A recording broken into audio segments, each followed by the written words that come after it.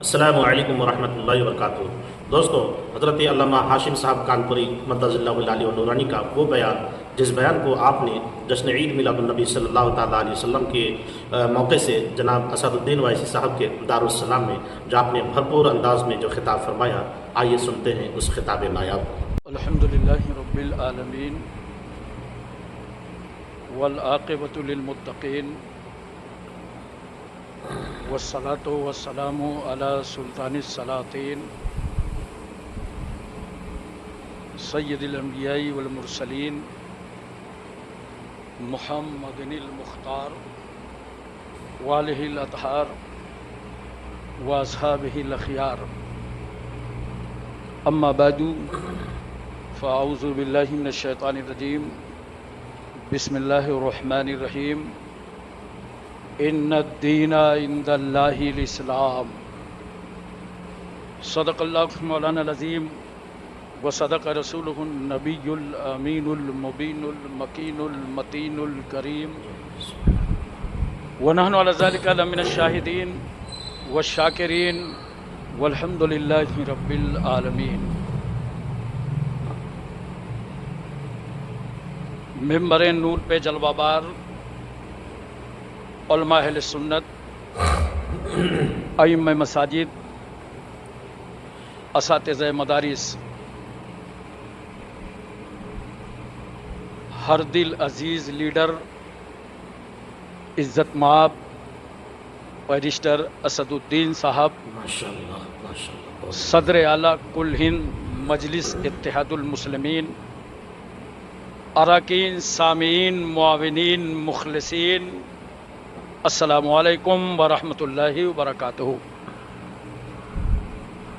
آیت کریمہ کی فضیلتیں اور برکتیں حاصل کرنے سے پہلے آئیے ہم اور آپ انتہائی محبت اور عقیدت کے ساتھ اپنے آقا و مولا کونین کے دولہا، کالی زلفوں والے رسول، سنہری جالی والے محبوب، ڈوبتوں کو تیرانے والے پیغمبر، غم کی ہچکیاں لینے والوں کو زندگی دینے والے نبی، یتیموں کو انگلی پکڑا دینے والے رسول، بیواؤں کو کلیجے سے لگانے والے رحمت للعالمین، سدرہ سے آگے جانے والے مصطفیٰ، لامکاں کی سیر کرنے والے پیغمبر، مکے اور مدینے کی چٹائی پر بیٹھ کر ساری کائنات کی تقدیر کا فیصلہ کرنے والا اللہ کا حبیب حضور احمد مجتبیٰ محمد مصطفیٰ صلی اللہ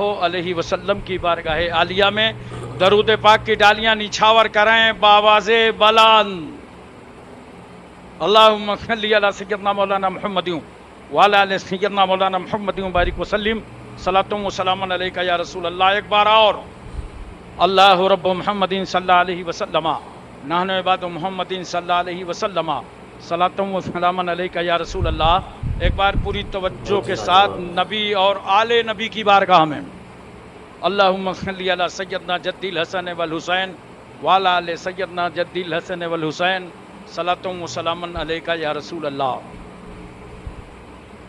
بعد نماز عشاء سے لے کر علماء کرام کے بیانات، شورا اسلام سے نورانی کلمات سماعت فرما چکے ہیں۔ تھوڑی دیر کے لیے ہم آپ کی بس میں محبت میں حاضر ہیں، لیکن یہ دارالسلام میں جلسہ عید میلاد النبی صلی اللہ علیہ وسلم تقریباً نصف صدی سے ہو رہا ہے، جس کا پیغام پورے ملک میں امن ہے، محبت ہے، بھائی چارہ ہے، انسانیت ہے، مانوتا ہے، بشریت ہے، اخلاص ہے، اخلاق ہے، اہنسا ہے۔ یہ مقدس پیغام، اور ایک بات میں نظر کر دوں، میلاد شریف جلسہ منانا، گھر گھر میلاد کرو، اس لیے میلاد کا معنی ہے پیدائش، اور جب رسول صلی اللہ علیہ وسلم کی پیدائش کا ذکر کریں گے آپ، تو آپ کا عقیدہ توحید اور مضبوط ہوتا جائے گا، کیونکہ جو پیدا ہوتا ہے وہ خدا نہیں ہوتا، اور جو خدا ہے وہ پیدا نہیں ہوتا۔ تو جتنا زیادہ میلاد کا اہتمام کریں گے آپ کا عقیدہ توحید اتنا ہی مضبوط ہوتا جائے گا۔ محبتوں کا پیغام پھیلائیے۔ نفرت پھیلانے کے لیے بہت لوگ ہیں ملک میں، آپ کا کام ہے محبت۔ نفرتوں کا اثر دیکھو، جانوروں کا بٹوارا ہو گیا۔ نفرتوں کا اثر دیکھو، جانوروں کا بٹوارا ہو گیا۔ گائے ہندو ہو گئی، بکرا مسلمان ہو گیا۔ گائے ہندو ہو گئی، بکرا مسلمان ہو گیا۔ یہ پیڑ، یہ پتے، یہ شاخیں بھی پریشان ہو جائیں، یہ پیڑ، یہ پتے، یہ شاخیں بھی پریشان ہو جائیں اگر پرندے بھی ہندو اور مسلمان ہو جائیں۔ سوکھے میوے بھی یہ دیکھ کر حیران ہو گئے، کاجو، بادام، کشمش، چھوارا، چرونجی، گری، سوکھے میوے بھی یہ دیکھ کر حیران ہو گئے۔ نہ جانے کب ناریل ہندو اور کھجور مسلمان ہو گئے۔ ہر ہری چیز کو مسلمان بنا دیا اور ہر لال چیز کو ہندو بنا دیا۔ ابے اگر اسی طرح تقسیم کرو گے تو ساری سبزیاں مسلمان،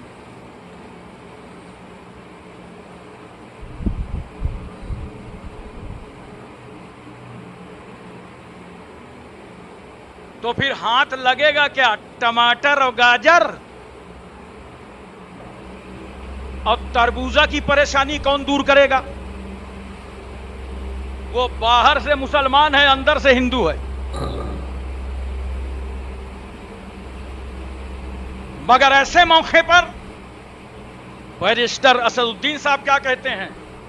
پورے ملک سے اپنے نوجوانوں سے حسن اخلاق کی انمول نشانی دے دو، حسن اخلاق کی انمول نشانی دے دو، غم کے ٹھہرے ہوئے موجوں کو روانی دے دو۔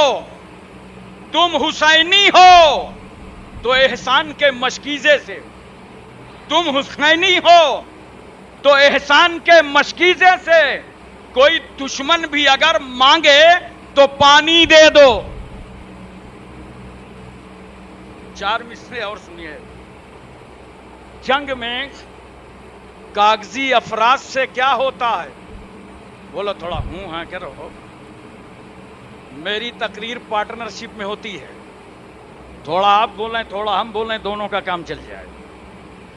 جنگ میں کاغذی افراد سے کیا ہوتا ہے؟ ہمتیں لڑتی ہیں، تعداد سے کیا ہوتا ہے؟ ہمتیں لڑتی ہیں، تعداد سے کیا ہوتا ہے؟ ہو مسلمان تو جیو اپنے ہی بلبوتے پر، ہو مسلمان تو جیو اپنے ہی بلبوتے پر۔ روس امریکہ کی امداد سے کیا ہوتا ہے؟ محترم سامعین کرام، بڑا جیتا جاگتا ماحول ہے اور میں سمجھ رہا ہوں سال بھر کے جو آپ کے اعتراضات آپ کے ذہنوں پہ آئے ہوں گے، دوسروں کی جانب سے کیے گئے ہوں گے، آج سب کا جواب ہر دل عزیز لیڈر اسد الدین اویسی صاحب لے کر حاضر ہیں۔ ان کا پرمغز نصیحت آمیز ولولہ انگیز آپ خطاب سماعت فرمائیں گے۔ ماں باپ نے نام ہی کتنا پیارا رکھا، اسد الدین۔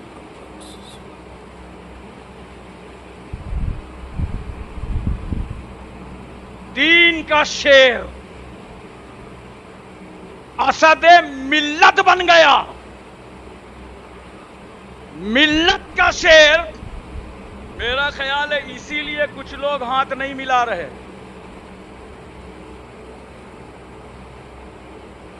کچھ لوگ ہاتھ نہیں ملا رہے ہیں۔ لگتا ایسا ہے نا جیسے بکریاں شیر سے نہیں ڈرتی۔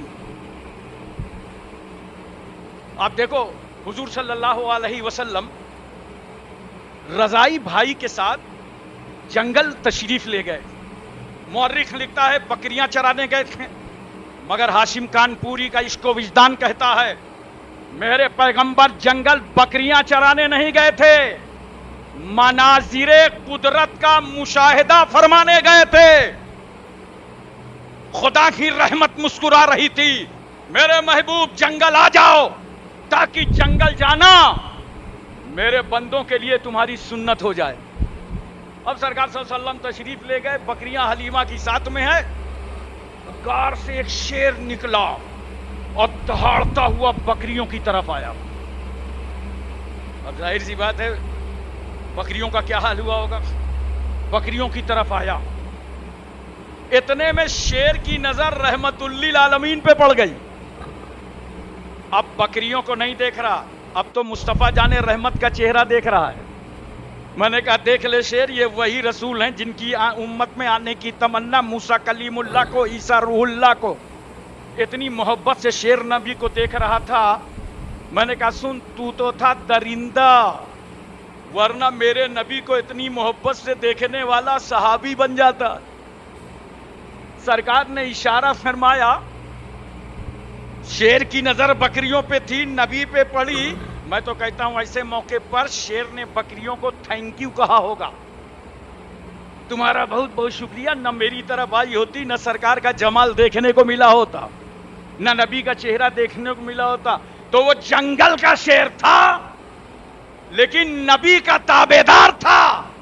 हिंदुस्तानियों परेशान मत हो, ये हैदराबाद का शेर है,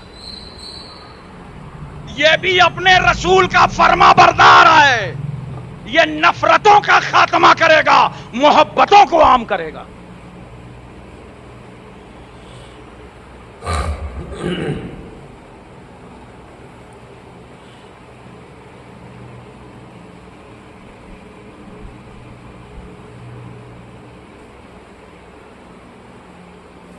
एक बात बताता हूं मैं तुम्हें, मुल्क के कई हिस्सों में दारुस्सलाम के ईद मिलादुन नबी का प्रोग्राम सुना जा रहा है, कई ममालिक में सुना जा रहा है। एक बात कान खोलकर सुन लो, इस्लाम की जितनी मुखालफत होती है, इस्लाम उतना ही कामयाब नजर आता है। मैं नजीबाबाद उत्तर प्रदेश में तकरीर के लिए पहुंचा, अखबारी नुमाइंदों ने मेरा रूम घेर लिया। कहा हाशिम कानपुरी एक बात बताइए कि आज इस्लाम की मुखालफत क्यों हो रही है?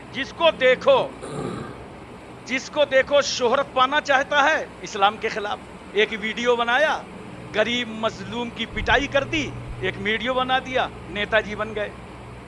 जिसको देखो इस्लाम के खिलाफ बकवास कर रहा है। मैंने कहा इसका जवाब देने के लिए मैं तुमको हिंदुस्तान में नहीं रखूंगा, आओ आओ शहर मक्का लिए चलता हूं। मेरे पैगंबर सल्लल्लाहु अलैहि वसल्लम ने कौम को खिताब किया और नबी फरमाते हैं या युहन्नास कुलू ला इलाहा इल्लल्लाह तुफलिहू, आए लोगो अल्लाह को एक मानो तुम सब कामयाब हो जाओगे। अल्लाह के एक होने का ऐलान करना था, जान के लाले पड़ गए, घर से निकलना मुश्किल हो गया। मुतमव्वल सरदार कत्ल का बेड़ा उठाने लगे, पैगंबर के खिलाफ तहरीकें चलने लगी, आंदोलन छेड़ दिया गया, नबी की राह में कांटे डाले गए, पत्थर बरसाए गए, जिस्म मुबारक पर ओझड़ी डाल दी गई, चादर का फंदा बना करके गले पे घसीटा गया। मगर मेरा रसूल साबिर आजम बन के शहर मक्का में कहता है ला इलाहा इल्लल्लाह, अल्लाह के सिवा कोई माबूद नहीं है, हे लोगों अल्लाह को एक मानो। समाजी बाइकाट कर दिया गया रसूल सल्लल्लाहु अलैहि वसल्लम का। 3 साल तक के लिए शेब अबी तालिब की घाटी में महसूर कर दिया गया। सरकार सल्लल्लाहु अलैहि वसल्लम चंद सहाबा को लेकर उस घाटी के अंदर पहुंच गए, जिसमें औरतें भी हैं, बच्चे भी हैं, सहाबा भी हैं। खाने पीने का जब तक सामान था वो रहा, उसके बाद खत्म हो गया। और ये बाइकाट समाजी जानते हो कैसे हुआ था? बाज़ाब्ता एक रजिस्ट्री शुदा कागज तैयार हुआ था और वो काबे की छत पर लटकाया गया था, आए मोहम्मद अरबी आपका समाजी बाइकाट किया जाता है, हमारा आपसे कोई ताल्लुक नहीं, आपका हमसे कोई ताल्लुक नहीं, आप अपने मानने वालों को लेकर इस घाटी के अंदर चले जाइए।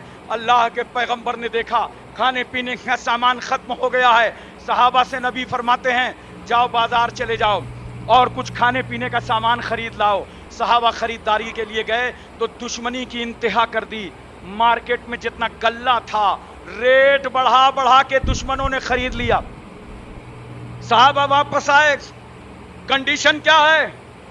بچوں کے ہونٹ میں پپڑیاں پڑی ہیں, آنکھوں میں عورتوں کے گڈھے ہیں, صحابہ نے پیٹ میں پتھر باندھ لیے ہیں, تنے نازنی مصطفیٰ پر بھی پتھر بندھا ہے. آ کے صحابہ کہتے ہیں یا رسول اللہ دشمنوں نے تو انتہا کر دی, انہوں نے سارا غلہ مارکیٹ کا خرید لیا ہے. میرے پیغمبر فرماتے ہیں میرے صحابہ اب کیا چاہتے ہو؟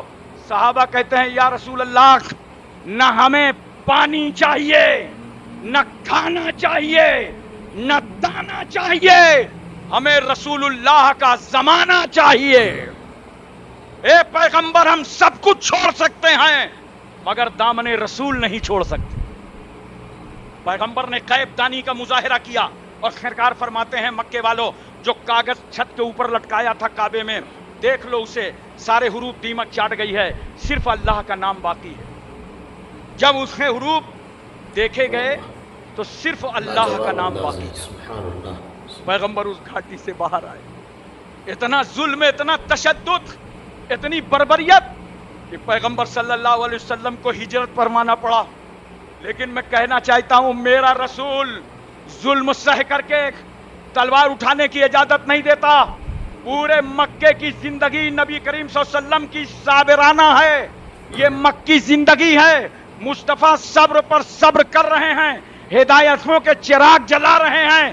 اس کا نتیجہ کیا نکلا کہ الحمدللہ 1450 سال گزر گئے, آج مکے کا بچہ پڑھ رہا ہے لا الہ الا اللہ محمد الرسول اللہ. ہم یہی تو بتانا چاہتے ہیں مسلمانوں, تم اپنی کوششیں میں رہو, مایوس مت ہونا, گھبرانا مت. انشاءاللہ 50 سال نہ گزریں گے سب سے زیادہ اسلام امریکہ میں نظر آئے گا, برطانیہ میں نظر آئے گا, اسرائیل میں نظر آئے گا, فرانس میں نظر آئے گا, کوریا میں نظر آئے گا, بھارت میں نظر آئے گا. جتنی جہاں مخالفت ہوگی اسلام اتنا ہی مضبوطی سے کھڑا نظر آئے گا.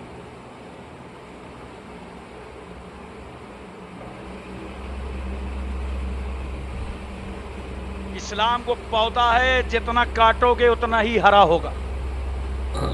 محترم سامعین کرام دیکھو ذرا سا, آج ہم اور آپ سب ایک جمہوری ملک میں رہتے ہیں, آزاد ملک میں رہتے ہیں, لیکن افسوس یہ ہے کہ مسلمان نوجوان پڑھتا نہیں ہے. نوجوانوں پڑھو اور پڑھ کے دیکھو کہ تم نے اس ملک کے لیے کتنی قربانیاں دی ہیں. تمہیں ہسٹری پڑھنے کی توفیق نہیں ہوتی. آج یہ تو سوشل میڈیا کا زمانہ ہے کہ بیرسٹر صاحب کو سب لوگ دیکھ رہے ہیں اور پڑھ رہے ہیں. ہمارے اکابرین نے, بزرگوں نے, پرکھوں نے اس ملک کے لیے کتنی قربانیاں دی ہیں. کون نہیں جانتا علامہ فضل حق خیر آبادی کو, جنہوں نے مدرسے کی چٹائی میں بیٹھ کر انگریزوں کے خلاف فتوی جہاد صادر فرمایا تھا. اور کہاں ہیں وہ لوگ جو کہتے ہیں عربی مدرسے دہشت گردی کے اڈے ہیں؟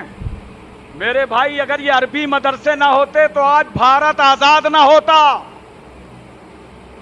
نوٹ کرو, کسی مدرسے چلو, جامعہ نظامیہ چلو, جامعہ اشرفیہ چلو, جامعۃ الرضا چلو, جامعہ اشرف المدارس کانپور چلو, اور ہاسٹل میں چلو 10 کلو سیب لے لو اور بچوں کو چل کے کھلاؤ, تو آپ کہیں گے بچے زیادہ ہیں چاقو منگا لیجئے تاکہ کاٹ کے پھانک بنا کے بچوں کو دے دیا جائے. میں گارنٹی سے کہتا ہوں پورے ہاسٹل میں کوئی چھری نہ ملے گی. ہمیں جو غریب اور مظلوم قوم ایسی دال کھاتی ہو کہ ضرورت پڑے تو وضو کر لو, وہ دہشت گرد ہوگی؟ نہیں ہو سکتی.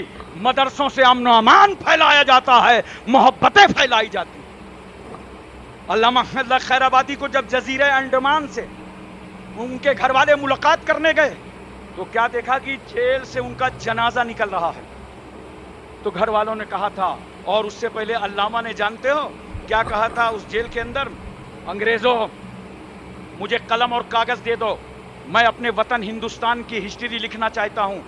انگریزوں نے کہا تھا علامہ صاحب یہ قید خانہ ہے, گیسٹ ہاؤس نہیں ہے, نہ قلم ملے گا نہ کاغذ.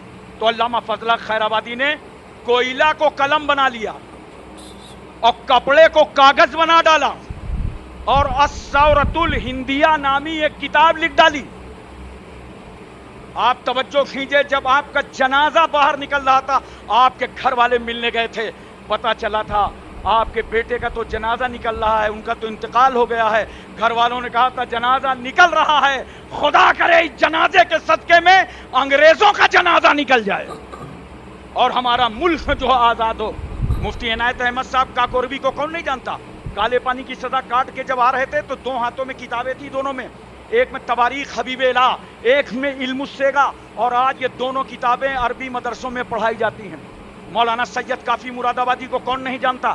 مراد آباد کے چوراہے پر انگریزوں نے جب پھانسی کے پھندے پر لٹکایا تھا تو اس وقت اعلیٰ حضرت فاضل بریلوی بریلی سے فرما رہے تھے، اے لوگو، سید صاحب کی رگوں میں پہلے ہی سے خون ہاشمی موجزن تھا، لو وطن پر قربان ہو گیا.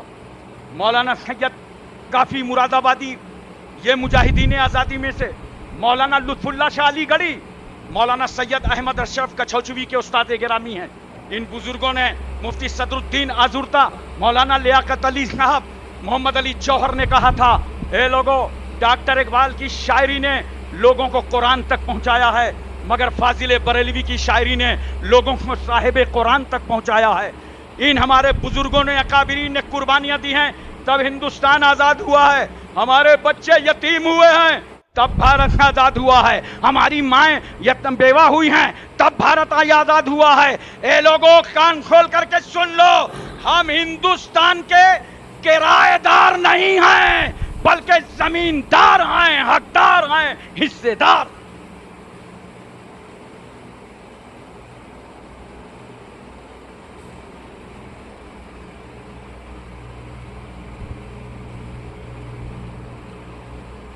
بار آپ سوچیں، 15 اگست سن 1947 کو ہندوستان آزاد ہوا ہے، لیکن 12 ربیع الاول دوشنبہ کے دن سارا جہان آزاد ہوا.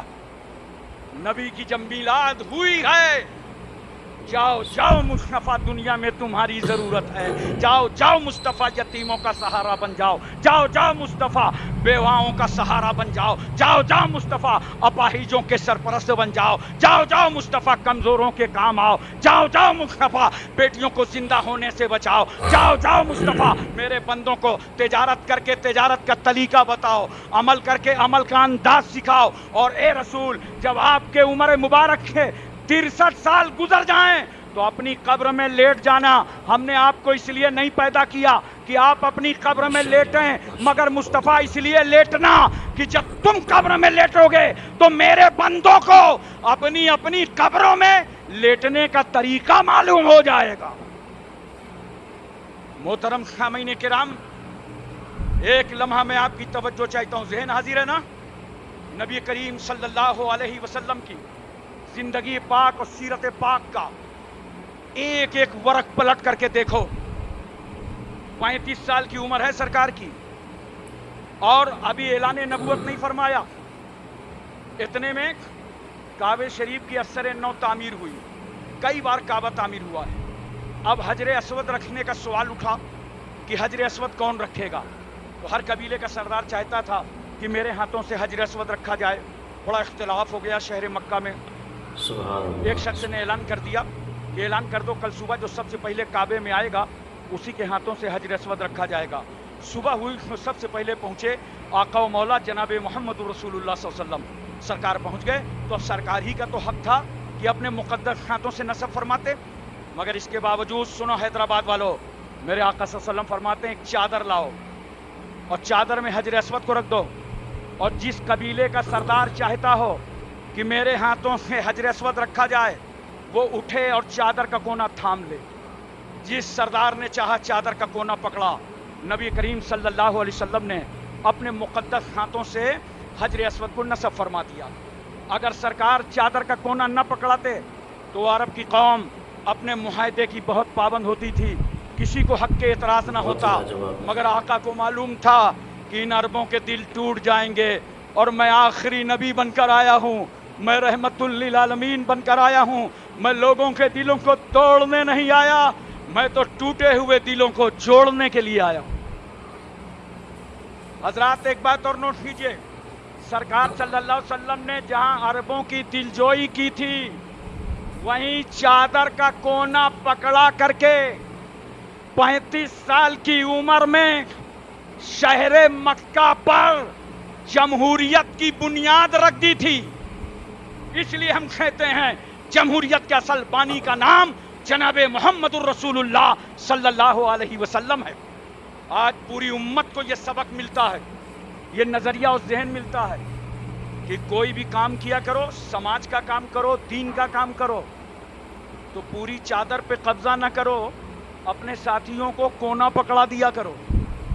आज देखिए हो, मैंने 40 साल खिताबत में बैरिस्टर असदुद्दीन साहब की तरह मुस्लिम लीडर ऐसा नहीं देखा कि अपने आलिमों से इतनी मोहब्बत करता, इतनी अकीदत से उनसे पेश आता हो, मजहबी लोगों से इतने प्यार से पेश आता हो। वो जानते हैं कि ये वो कौम है जो दीन का काम कर रही है, ये काबिल ताज़ीम है, इसलिए वो ताज़ीम करते हैं। दोस्तों याद रखो और अच्छी तरीके से सुनो, मैं एक बात और अर्ज कर दूं, ये मिलाद मुस्तफ़ा सल्लल्लाहु अलैहि वसल्लम की महफिल है। असल मिलाद तो मदीने वालों ने मनाया। बोल दो मोहब्बत से सुभान अल्लाह, दिल लगा के बोलो सुभान अल्लाह। असल मिलाद मदीने वालों ने बनाया। सरकार सल्लल्लाहु अलैहि वसल्लम जब मक्के से हिजरत फरमा कर मदीना तैयबा तशरीफ ले गए और वहाँ मकाम क़ुबा पे क़याम किया। मस्जिद क़ुबा इस्लाम की ये पहली मस्जिद बनाई गई। सरकार सल्लल्लाहु अलैहि वसल्लम यहाँ से मदीने के लिए दाखिल हो रहे थे कि बुरैदा असलमी नामी एक शख्स आया 70 सवारों के साथ। उसकी नीयत सही नहीं थी, वो सरकार सल्लल्लाहु अलैहि वसल्लम के खिलाफ साजिशें कर रहा था, मगर आके जब रसूलुल्लाह का चेहरा देखा तो कहता है सरकार पढ़ा दीजिए कलमा अशहदु अल्ला इलाहा इल्लल्लाह व अशहदु अन्ना मुहम्मदन अब्दुहु व रसूलुहु। मुशर्रफ ब इस्लाम हो गया। पूछा सरकार आप कहाँ जा रहे हैं? रसूल सल्लल्लाहु अलैहि वसल्लम फरमाते हैं मैं मदीने जा रहा हूँ। कहा या रसूल अल्लाह सल्लल्लाहु अलैहि वसल्लम मेरी ख्वाहिश और तमन्ना ये है कि जब आप मदीने चलें तो मैं आपके आगे चलूं और मेरे हाथ में एक परचम हो, उस परचम को लेकर मैं आपका इस्तकबाल करते हुए चलूं। तो जाहिर सी बात है वहाँ झंडे का तो इतनी जल्दी इंतज़ाम नहीं हो सकता था। तो बुरैदा असलमी ने अपना नेज़ा निकाला और सर का साफा खोला और नेज़े पर बांधा और उसको बुलंद किया, परचम को तकबीर बुलंद की। इस तरह पैगंबर मदीने दाखिल हो रहे हैं। बनी नज्जार के लोग आ गए, 2 रुइया सफ़ें बना ली, दरमियान में सरकार चल रहे हैं। पैगंबर सल्लल्लाहु अलैहि वसल्लम जब मदीने दाखिल हुए तो मदीने की औरतें अपने अपने मकानों की छतों पर चढ़ गईं और नबी की तशरीफ आवरी का इस्तकबाल कर रही थी, नबी की आमद पर खुशियों का इजहार कर रही थी और वो औरतें तराना पढ़ रही थी, तलाल बदरो अलैना मिन सनियातिल वदाई वजब शुक्रो अलैना मादा लिल्लाह दाई। सवाल एक है, इन औरतों ने छतों में खड़े होकर तराना क्यों पढ़ा था? जानते हो क्यों पढ़ा था? इन औरतों को यह मालूम था आज जो रसूल मक्के से मदीने आया है ये इतना बाकमाल रसूल है कि इसी रसूल ने औरतों को इज्जतें अता की हैं। बेवा औरत को इस रसूल ने इज्जत अता की है। देखो सरकार सल्लल्लाहु अलैहि वसल्लम ने निकाह फरमाया हजरत खदीजतुल कुबरा से, हजरत आयशा सिद्दीका, हजरत सौदा, हजरत हफ्सा, उम्मे सलमा, उम्मे हबीबा, हजरत मैमूना, हजरत ज़ैनब बिनत खजीमा, हजरत जुवैरिया, हजरत सफ़िया, ये अज़वाज मुतहरात हैं। और देखो सहाबा नबी से सुनते थे हदीस पाक, दूर दूर पैगाम ले जाते थे, मगर हुजरे में रहकर, घर में रहकर अज़वाज मुतहरात ने जो हदीसें सुनी और रिवायत फरमाई, तो देखो हजरत सौदा ने 5 हदीसें रिवायत फरमाई, हजरत आयशा सिद्दीका ने 2210 हदीसें रिवायत फरमाई, हजरत हफ्सा ने 60 हदीसें रिवायत फरमाई, हजरत उम्मे सलमा ने 378 हदीसें रिवायत फरमाई, हजरत उम्मे हबीबा ने 65 हदीसें रिवायत फरमाई, हजरत मैमूना ने 76 हदीसें रिवायत फरमाई, हजरत ज़ैनब ने 11 हदीसें रिवायत फरमाई, हजरत जुवैरिया ने 60 हदीसें रिवायत फरमाई, हजरत सफ़िया ने 10 हदीसें रिवायत फरमाई। तवज्जो कीजिए जरा सा और अपने जहन पर इस बात को उतारने की اور رکھنے کی اچھی طرح کوشش کیجیے گا. میں اسلام پڑھنے کی دعوت دیتا ہوں. بہت سے لوگ کہتے ہیں کہ حضور صلی اللہ علیہ وسلم نے حضرت عائشہ صدیقہ سے نکاح کیا. دیکھو پہلے نکاح کی بات ہے تو پیغمبر نے بیوہ سے نکاح کیا تاکہ میری امت کے لیے بیواؤں سے نکاح کرنا سنت ہو جائے. میرے رسول نے طلاق شدہ سے نکاح کیا تاکہ میری امت کے لیے طلاق شدہ عورت سے نکاح کرنا سنت ہو جائے. میرے رسول نے کنواری عائشہ صدیقہ سے نکاح کیا تاکہ کنواری بیٹیوں سے نکاح کرنا سنت مصطفیٰ بن جائے. بہت سارے لوگ کہتے ہیں عمر کم تھی نکاح کے وقت. بالکل کم تھی، لیکن جب رخصتی ہوئی ہے نا تو اس وقت عمر مکمل تھی. اور ایک بات اور سنو، جب اس عمر کم ہوتی ہے تو ذہن بہت اچھا ہوتا ہے، دماغ بہت اچھا کام کرتا ہے. جو عمر کم ہوتی ہے اور عمر زیادہ ہوتی ہے دماغ ویسا کام نہیں کرتا. حضرت عائشہ صدیقہ رضی اللہ تعالی عنہا کی عمر اور ازواج کے مطابق کم تھی، مگر دیکھو تو کم عمری کی وجہ سے انہوں نے جو حدیثیں روایت کی تو 2210 حدیثیں روایت فرمائی. ذرا توجہ کیجئے اور اپنے ذہن پہ اس بات کو اتارنے کی کوشش کیجئے. تو یہ عورتیں مدینے کی چھتوں پر خوشیاں منا رہی تھی، ترانہ پڑھ رہی تھی. کیوں؟ ان عورتوں کو معلوم تھا آج جو رسول مدینے آیا ہے وہ عورتوں کو عزت دینے والا پیغمبر. سرکار صلی اللہ علیہ وسلم گلی سے گزرے، چھوٹی چھوٹی بچیاں تھیں، وہ دب بجا رہی تھی. بولو محبت سے سبحان. میں نے آج ایک صاحب سے پوچھا تھا ہوٹل میں کہ ادھر حیدرآباد علاقے میں اکثر و بیشتر دیکھو دف کا ماحول ہے، ہمارے اتر پردیش میں دف کا ماحول نہیں ہے. تو ایک صاحب نے بتایا کہ یہاں کچھ خاندان عرب سے آئے تھے اور ان کی نسلیں بھی ہیں جس کی وجہ سے وہ آج بھی دف کا ماحول ہے. یہ تاریخی بات بتائی، واللہ عالم بالصواب.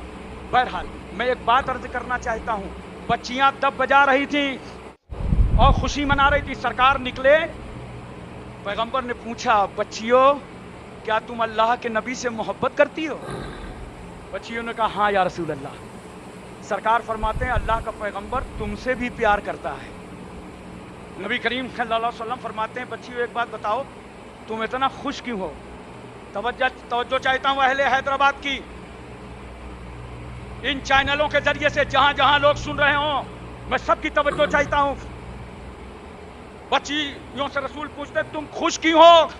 بچیوں نے کہا تھا یا رسول اللہ ہم خوش اس لیے ہیں کہ ہمیں آخری نبی کا پڑوس مل گیا ہے. سرکار ہم سب بچیاں آپ کی پڑوسی بن گئی. کیوں؟ یہ بچیوں کو پڑوس ہونے پر کیوں فخر تھا، کیوں خوشی تھی؟ اللہ اکبر. ان بچیوں کو معلوم تھا کہ یہ مقدس مکرم نبی آیا ہے جس نبی کی آمد سے پہلے بچیوں کو زندہ دفن کر دیا جاتا تھا. ایک شخص پیغمبر کی بارگاہ میں آ کے کہتا ہے یا رسول اللہ زمانے جہالت کی ایک بات ہے، مجھ سے ایک گناہ ہو گیا تھا، کیا میرا اللہ مجھے معاف کر دے گا؟ عرب کے لوگ بچی کو پیدا ہوتے ہی زندہ دفن کر دیتے تھے. تو ایک دن میں نے بھی اپنی بچی کو گود میں لیا اور آبادی سے باہر نکلا. بچی گود میں کھیل رہی تھی، مسکرا رہی تھی، بابا جان کہہ رہی تھی. لے گیا میں، اطمینان سے بیٹھایا بیٹی کو اور میں نے ایک قبر کھودنا شروع کی.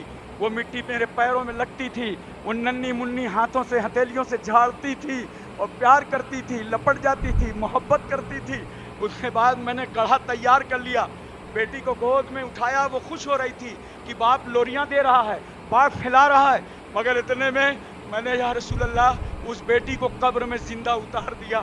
وہ چلاتی رہی یا ابت ماذا تفعل، اے میرے باپ جان یہ کیا کر رہے ہو؟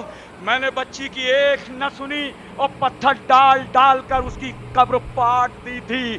حضرات آج یہ بچیاں نبی جب مدینے پہنچے تو اس لیے خوش ہو رہی تھی کہ آپ سماج کی کوئی بچی زندہ دفن نہ ہونے پائے گی، سرکار آ گئے.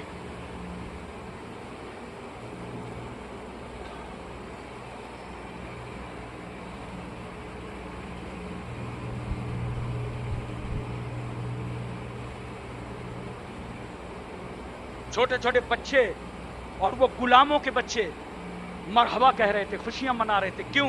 ان کو معلوم تھا کہ باپ دادا کی زندگی غلامی میں گزری ہے، اب آزادی دلانے والا رسول آ گیا ہے. یہ وہی رسول ہے جب مکے میں پیدا ہوا تو صہیبہ کے ہاتھوں میں جو بیڑیاں اور ہتکڑیاں ہاتھوں اور پیروں میں پڑی تھیں ان کو اس رسول نے توڑ دیا. اب کوئی غلامی کی زندگی نہ گزارے گا. سرکار آ گئے ہیں, ہر بچہ آزاد ہو جائے.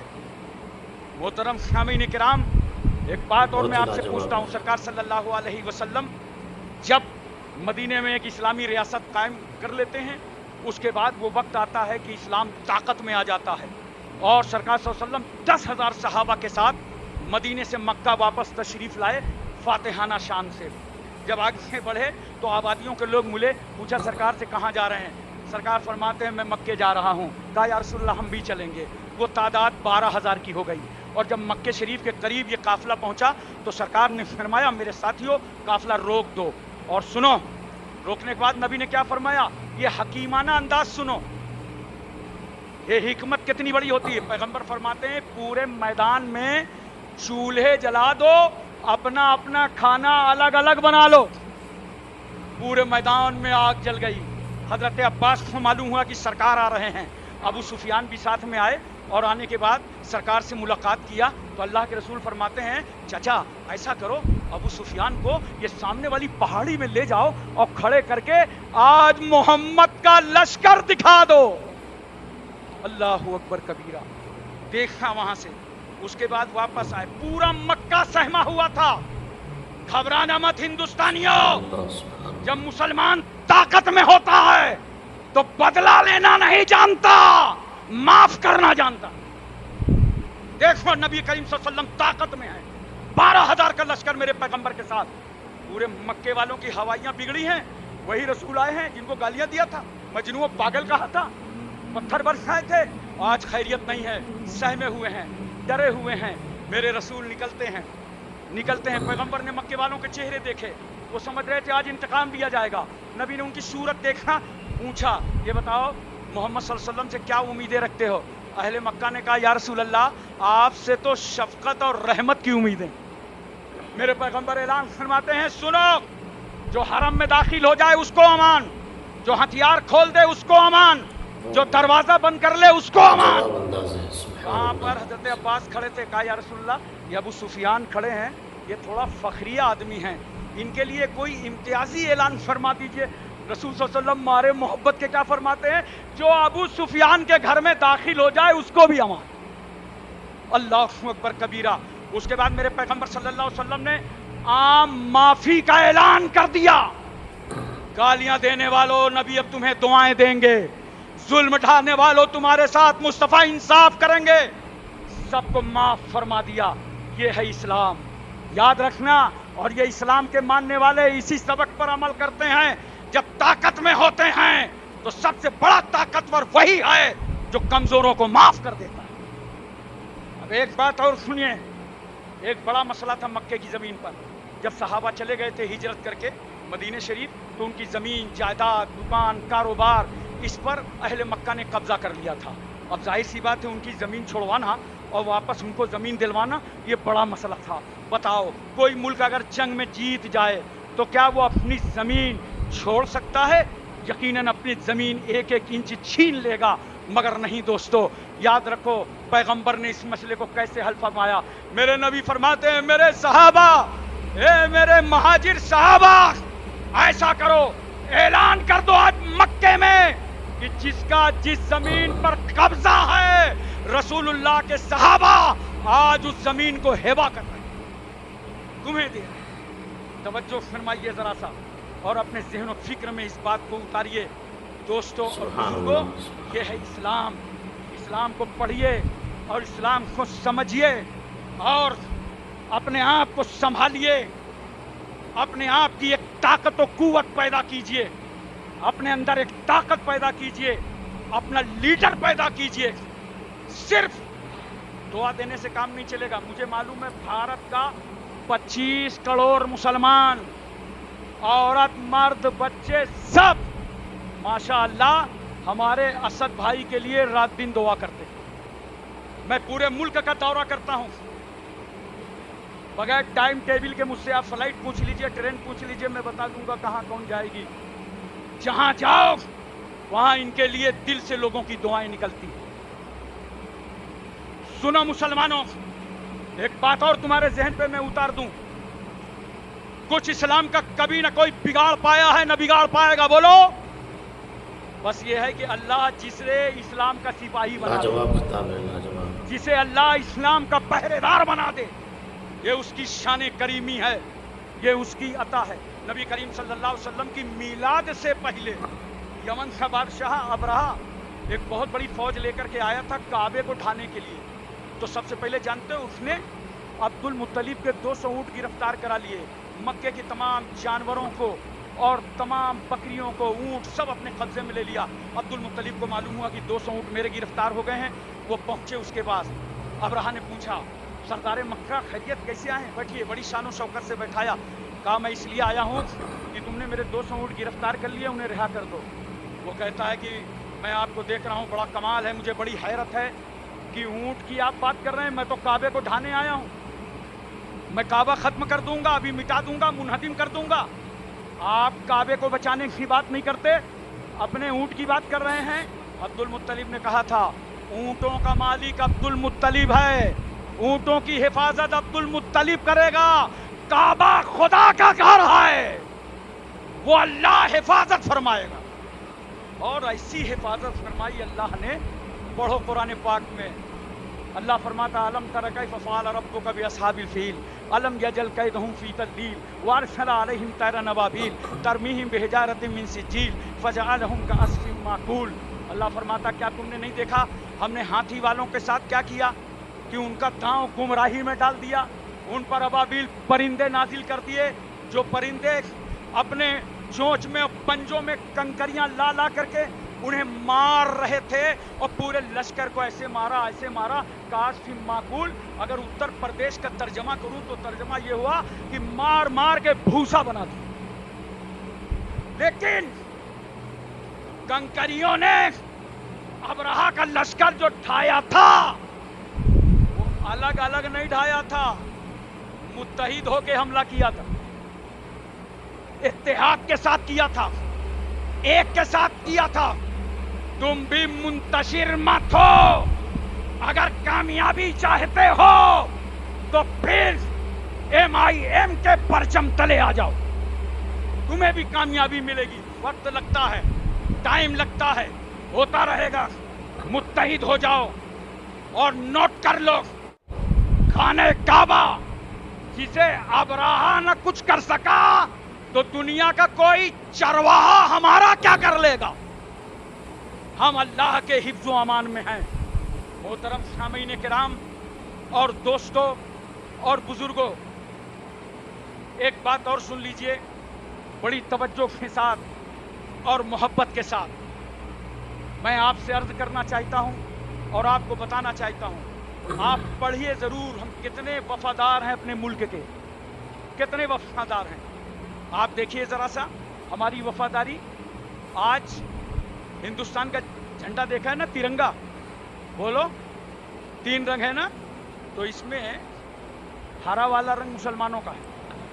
सुरैया तैयब ने जो डिज़ाइन में अहम रूल अदा किया था, इसमें लाल वाला हमारे हिंदू भाइयों का, सफ़ेद वाला ईसाई भाइयों का। मैं जबलपुर में तकरीर कर रहा था, एक सरदार जी खड़े हो गए और कहा, इमाम साहब हमारा किधर गया?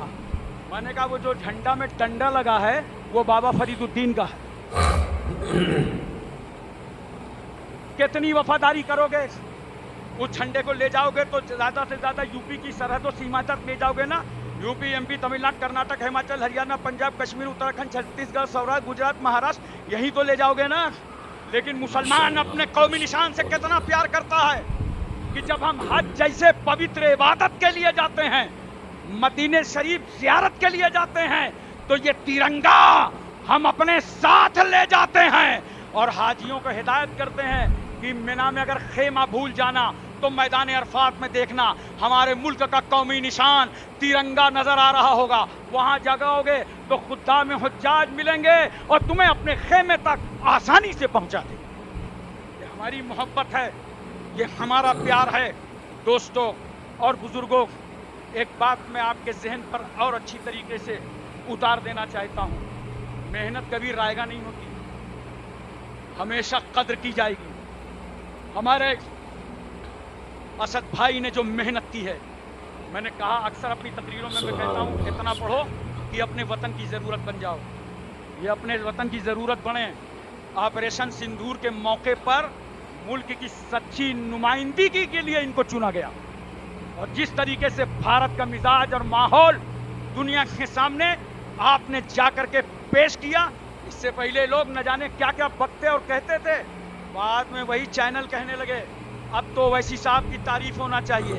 یہ ہندوستان ہے نا، بھیڑیا دھسان ہے، 2 منٹ نہیں لگتا رنگ بدلنے میں. اب تو تعریف ہونا چاہیے. مگر جس وقت بھارت سے چل کر آپ دوسرے ملکوں میں اچھی طریقے سے ہندوستان کا موقف رکھ رہے تھے، اس وقت مجھے یہ شعر یاد آ رہا تھا، طوفان کر رہا تھا میرے عزم کا طواف، طوفان کر رہا تھا میرے عزم کا طواف. دنیا سمجھ رہی تھی کہ کشتی بھنور میں ہے، اور ہر شخص کو وہ طاقتور بنانا چاہتے، ہر کمزور کو. یہی مطلب نہیں کہ صرف مسلمان کو، اگر وہ دلت ہو، OBC سے تعلق ہو، کمزور ہو، اگر مظلوم ہو اگر، تو اس کے حق دلانے کے لیے آگے بڑھتے ہیں اور کہتے ہیں افراد کے ہاتھوں میں ہے اقوام کی تقدیر، افراد کے ہاتھوں میں ہے اقوام کی تقدیر، ہر فرد ہے ملت کے مقدر کا ستارہ. وآخر دعوانا ان الحمدللہ رب العالمین. السلام.